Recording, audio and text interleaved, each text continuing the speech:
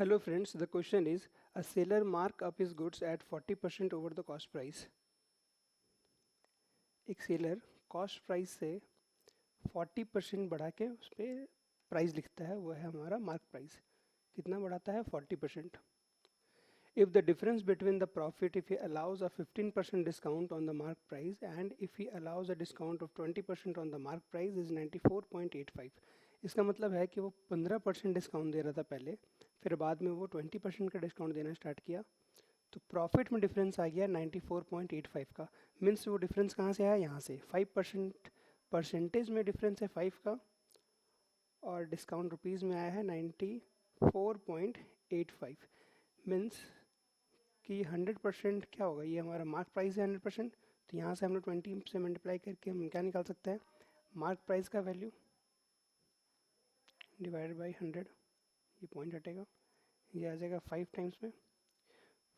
5 1 जा 5, 4, 5 8 जा 40, 4, 5 9 जा 45 और 5 7 जा 35. ये आ गया मार्क प्राइस का वैल्यू 1897.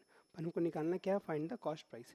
तो ये जो 40% दिया है, यहाँ से हम लोग पता कर सकते हैं कि कॉस्ट प्राइस और मार्क प्राइस के बीच में रेशियो कितना है. 40% का मतलब क्या होता है? 40% इज इक्वल टू 2/5. जैसे यहाँ पे 100 लिखेंगे और ये 20 के टेबल से काटेंगे 2 टाइम्स में और ये 5 टाइम्स में आ जाएगा 2/5. तो कॉस्ट प्राइस से मार्क प्राइस 40% ज़्यादा है. मीन्स ये है 5, इसका 40% है 2, तो ये हो जाएगा 7. तो मार्क प्राइस 7 और कॉस्ट प्राइस कितना आ जाएगा? 5.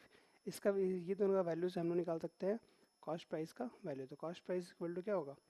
1897 डिवाइडेड बाई ये 7 का वैल्यू है, हम निकालना कितना? 5 का.